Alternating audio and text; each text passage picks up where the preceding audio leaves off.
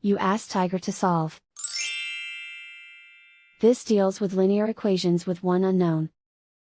The final result is b equals -2. Let's solve it step by step.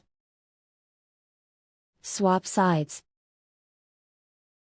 Group all constants on the right side of the equation.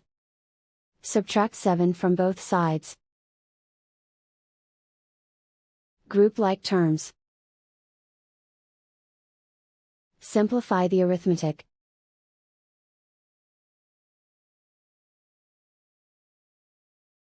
Isolate the b.